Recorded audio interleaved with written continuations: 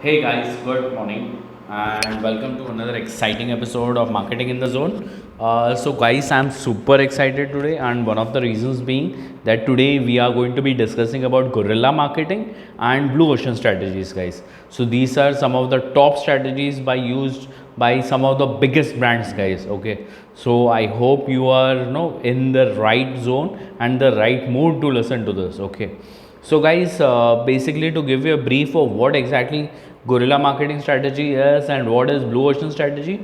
Basically guys, blue ocean strategy actually says that you should differentiate your product and service in such a way that it should actually speak to the core need of the person. Okay, so what do I need by that? Mean by that is basically guys, imagine that if you are a marketer or a top tier marketer in a business of inhalers. Okay, so guys, I use a lot of inhalers, so which is why I'm giving you that example. Okay, so imagine that you are the marketing head for an inhaler company. Okay, maybe Vicks, maybe some other brand. Okay, you have been asked now that you have to create the kind of right kind of strategy for marketing the product. Okay, so how do you go about with it? As the head for marketing, it is your job to give the company the right strategy, to give that differentiation and to give you that impact. Okay, so guys, what is required is for you to give the punch to the competition. Okay, so and guys, blue ocean strategy helps you build that. Okay, so guys, to understand better why do you use inhalers. Okay, so basically you use inhalers whenever your nose is blocked, but inhalers are not the thing which sells, guys. Okay, that is not your core product. Okay, the core product of for you, if you are working for inhaler kind of companies, it's a a little powder or the material which is there inside the inhaler. Okay, now guys, this is your core product. Okay, and blue ocean strategy always speaks about core product and how do you differentiate that. Okay, so imagine that if I am the head for marketing division of this company, I will say that let's start and go ahead with replaceable inhalers. I mean replaceable core products. Okay, so guys, inhaler, how much does it cost? Okay, so ideally it costs somewhere around 30 to 50 bucks. Okay, but guys, if you look at only the inside material, okay, it might not even cost more than 10 bucks, and the packaging of the material will hardly be something if it's also packaged outside. Okay, so basically guys, the total cost of the material will be hardly 15 rupees. Okay, 15 bucks. Okay, which will be in comparison to the current might be about 20-25.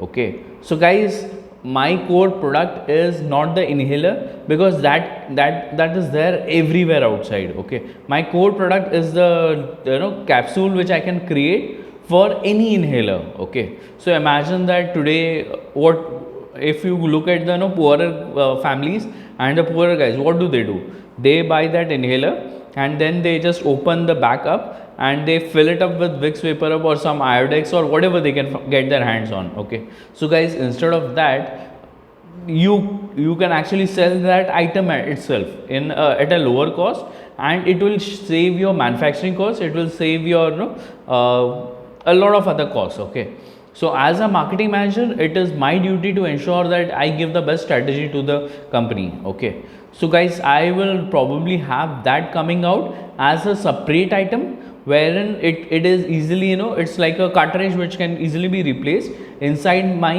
company inhalers. Okay, so guys, this will kind of differentiate, and this will kind of imagine that tomorrow if there's a different company, a different competitor who is selling inhalers. Okay, so what will people do?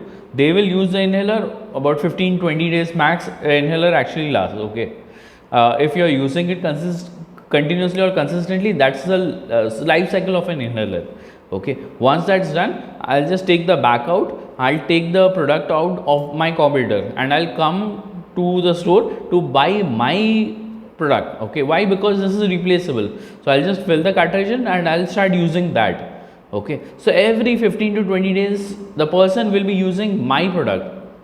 Okay, the product outside external could be XYZ company, but the inside product will be mine, guys. Okay, so guys, this is how you actually differentiate or create the product, kind of mix which can actually give you that leadership value, and kind of it can destroy your competition altogether. Okay, so guys, this is what is blue ocean strategy in a crux. Okay, now coming to guerrilla marketing strategy. Okay, so guys, guerrilla marketing strategy is actually is not differentiating anything, or it's not saying anything. It's using the traditional media formats only. Okay, but in such a way that it creates a kind of mouth of word kind of trigger. Okay, wherein people start sharing it, and people make it viral. Okay, so guys, guerrilla marketing strategy has to do a lot to do with making things viral. Okay, so if you look at some of the best guerrilla strategies, you would realize that a lot of these strategies actually use the traditional media itself. Okay, so one special strategy was used by some movie company, if I remember correctly. This was done for the promotion of a very small budget movie. Okay, so what they had done was they had actually started putting hands outside in New York taxis. Okay, just to promote a crime scene kind of investigation kind of thing. Okay, so a hand would be sticking out of the bonnet, or some other place. Okay, and this kind of created the kind of murmur, guys. Okay, so people started talking about this, and there were a lot of people which covered it. Okay, it was quickly drawn back because it started also creating a bit of panic. Okay, so people started thinking that probably there's a new hunter or some kind of killer around.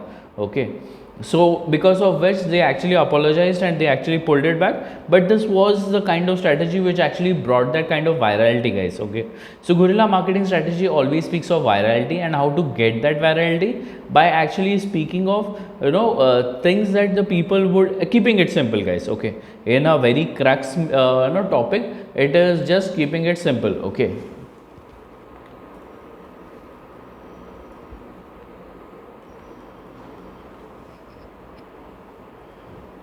okay, and so that is about guerrilla marketing, guys.